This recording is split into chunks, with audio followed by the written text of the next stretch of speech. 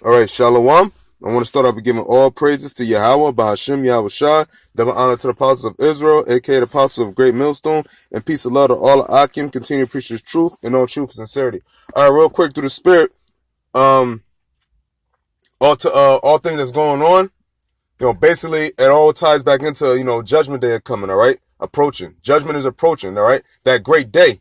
All right, the day of the Lord that is near. All right, because you have a bunch of things happening, whether it be a prophecies coming to pass with the chip, prophecies coming to pass with this war and rumors of wars, and miscellaneous things that basically are going to lead up to that great day. All right, because people think that the day of the Lord is going to come and he's just going to come back.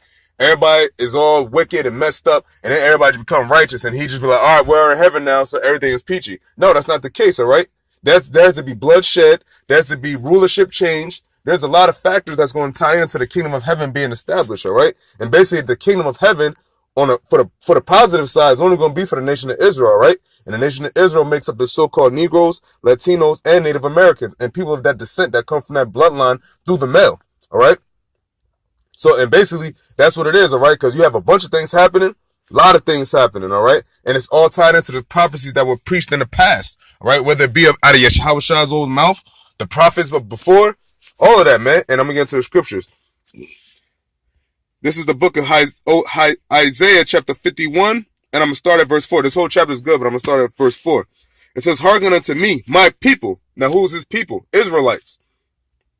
And give ear unto me. Now, when we go out there in the highways and byways, we're looking for ears, all right? But the Lord only has a remnant of people that whose ears have been enlightened, whose eyes have not been blinded. O my nation, for a law shall proceed from me, and I will make my judgment a rest for a light of the people, all right? His judgment is approaching, all right? And what's his judgments entire of? His judgments are from his law, statutes, commandments that he gave to Moses to give to the Israelites, all right? And since Israelites are not following these laws, that's why you have our people getting shot down in the streets. Our people are the poor in the ghettos, this, that, and the third, man. It's reasons to this, man. It's not just, we just bad luck of life and just happen to be our people that just always get on the shit and on the stick. No, the Lord did that purposely and specifically for our disobedience. Verse 5. And on the bright side, the Lord is going to change that because he has his elect, and his elect are going to bring back those ones whose eyes have been blind. And then when they come back in the kingdom and their second go around, their eyes are going to be blind too. But they're going to have that one thing, that shame they had in this life, in the daughter of Babylon, known as America. All right. They're going to know how they treated the prophets and how they disrespected the Lord. All right. It says, verse 5, my righteousness is near, my salvation is gone forth. All right. So his salvation is already set in motion. All right. The elect is already sealed. And the elect are already the elect. And the elect are just waiting for the physical manifestation of their sealing. All right. And my arm shall judge the people. The owl shall wait upon me, and on mine arm shall they trust. All right. And only the elect is going to trust in Yahweh Bashim El Shai. The rest of these people out here in the world, they trusting in the system. They trusting in this economy. Everything that they seeing being destroyed and being dismantled, they trusting in still. All right. They trusting into the military, the American military, which is all over the place. All right. And that's the pride of these people of this world, man. They have no humble. They're not humble. Everybody's a bunch of proud devils, man, including our people. Shall they trust? And he's going to judge the people what? According to his law that he gave. All right. And it's not just going to be the Israelites, because in the kingdom, we're going to judge through the law, statutes, commandments. All 613 of them. All right. Lift up your eyes to the heavens and look upon the earth beneath. So basically, look up, look down. For the heavens shall vanish away like smoke. Now, that's the heavens is talking about this go around this world. All right. Because the heavens is, your the outer rims and all that. It's basically Esau's heaven.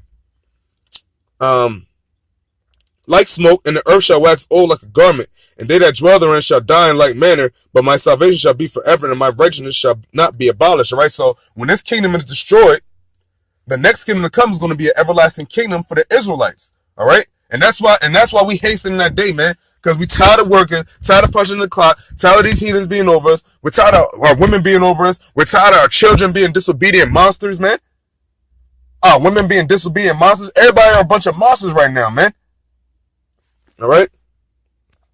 And so you see how it says, and they that dwell therein shall die like men. All right. So the missiles, when they come, and all the Jacob trouble, all of everything else is subsided, these missiles are going to burn out everything, man. And everybody's going to die like getting burnt up, man. Verse 7. Hearken unto me, ye that know righteousness, the people whose heart is my law. Now, whose people has his law in their heart? First and foremost, the elect, but the elect of what nation? The Israelites. Just like he said, my nation. All right. When he says my nation, he's talking about the Israelites. All right. This is something that's already been established. That's why he said, you don't have to reiterate it. All right. And if you have understanding, you will know that he's talking about the Israelites. All right. It says, hearken unto me, ye that know righteousness, the people in whose heart is my law. Fear ye not the reproach of men. All right. This is the point. Fear ye not the reproach of men. And the reproach is coming. All right. The reproach is coming for the prophets that's prophesying this truth 100% with all their physical and spiritual ability, man. It says, fear ye not the reproach of men, neither be ye afraid of their revilings, all right? Because these men, these devils, they're going to come after the men of the Lord, all right? These people out here, when we go out there in the highways and byways that talk shit, man, the Lord going to get them, man. And the Lord said, fear ye not, man. So whatever they're going to do, man, whether it could be extreme torture, and we have to keep that in mind. It's not going to be just a slap on the face or just get punched in the face. It's going to be some high level debauchery they're going to try to do to the men of the Lord, man, to the Israelites. And he's going to allow it to happen to some of our people, man. Even some people that preach out this word, man, to test the faith, right? To see where our faith is, man. Even with our miscellaneous tribulations right now, but it's going to come where the pressure's going to get hot, man. And you want to